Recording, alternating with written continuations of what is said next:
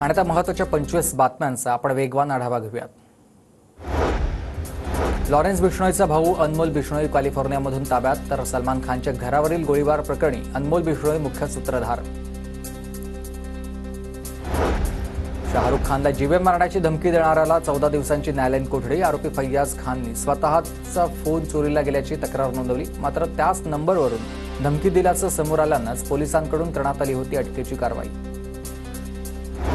अक्षय शिंदेच्या कथित एन्काउंटरमधील तपासामध्ये अनेक त्रुटी। मुंबई हायकोर्टाचे सीआयडीच्या तपासावर ताशेरे। 2 आठवड्यामध्ये तपास पूर्ण करून अहवाल सादर करण्याचे आदेश। अँटिलिया स्फोटक प्रकरणी बडतर्फ पोलीस अधिकारी सुनील माने यांचा जामीन अर्ज फेटाळला। न्यायमूर्ती रेवती मोहिती डेरे आणि पृथ्वीराज चव्हाण यांच्या बेंचचा निर्णय। मुंबईतून रोकड जप्त करण्याचं सत्र सुरूच आहे। ऑगस्ट क्रांती एक्सप्रेसमधून 42 लाखांची रोकड जप्त। निवडणूक आयोग आणि आयकर विभागाकडून चौकशी। आचारसंहितेनंतरच मुंबई पालिकेमधील कनिष्ठ आणि दुय्यम अभियंत्यांची पदभरती। 690 जागांसाठी 26 नोव्हेंबर ते 16 डिसेंबर दरम्यान अर्ज करता येणार आहेत। विधानसभा निवडणुकीच्या पार्श्वभूमीवर पोलीस आणि निवडणूक कर्मचाऱ्यांनी ने-आण करण्यासाठी एसटीच्या 9000 बस आरक्षित करण्यात आल्या। आरक्षित बसेसच्या माध्यमातून एसटीला किमान 27 ते 30 कोटींपर्यंत उत्पन्न मिळेल। ठाण्यात मतदानादिवशी आठवडा बाजार किंवा जत्रा बंद। ठाणे जिल्हाधिकाऱ्यांचे आदेश। तर कायदा आणि सुव्यवस्थेचा प्रश्न निर्माण होऊ नये म्हणून खबरदारी। तर 18 विधानसभा मतदारसंघात एकूण 27 कोटी 68,66,000चा मुद्देमाल जप्त। रत्नागिरीमध्ये मतदानाच्या प्रक्रियेसाठी प्रशासकीय यंत्रणा सज्ज। 5 विधानसभा मतदारसंघात 1747 मतदान केंद्रावर मतदान होईल।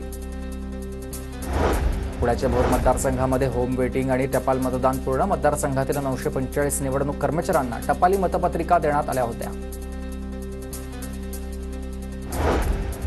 विधानसभा निवडणुकीच्या पार्श्वभूमीवर पुण्याच्या स्वारगेट भागामध्ये वाहतुकीत बदल। गणेश कला क्रीडा रंगमंच येथून आता मतपेढ्या आणि साहित्य पीएमपीएल बसनं मतदान केंद्राच्या ठिकाणी वितरित केलं जाणार आहे।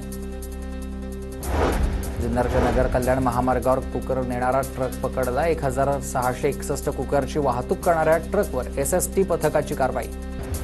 हिरव्या मिरचीच्या दरामध्ये 5000 रुपयांनी मोठी घसरण झाली आहे। 7000 रुपयांनी विकली जाणारी मिरची 1500 प्रति क्विंटलने विक्री सुरू आहे। तर मिरची उत्पादक शेतकरी आर्थिक संकटात सापडले। राजधानी दिल्ली बनली गॅस चेंबर। अनेक भागातला एअर क्वालिटी इंडेक्स 500 वर गेलाय। 10वी 12वी जेएनयू आणि दिल्ली युनिव्हर्सिटीचे क्लासेस ऑनलाईन होणार। 1ली ते 12वी पर्यंतच्या सर्व शाळांना सुट्टी जाहीर। तर BS4 डिझेल गाड्यांना पूर्णपणे बंदी। मुंबईत हायवेची गुणवत्ता बिघडली आहे। AQI 106 वर प्रदूषण नियंत्रण मंडळ ॲक्शन मोडवर। देवनार, BKC, अंधेरी, बोरिवली, घाटकोपर, कांदिवली, मालाड, शिवडी, माझगाव, चेंबूर, कुलाबा या भागात हवेची गुणवत्ता समाधानकारक नाहीये। थंडीनं पुणेकर गारठले। पारा 12 अंशांपर्यंत घसरलेला आहे। पुण्यामधले किमान तापमान 4 ते 6 अंश घटलंय। वायू प्रदूषणामुळे पुणेकरांना फुफ्फुस रोगाचा धोका वाढलेला आहे। दिवाळीच्या कालावधीमध्ये प्रदूषणामुळे बिघडलेली हवेची पातळी फुफ्फुस रोगाला कारणीभूत ठरते।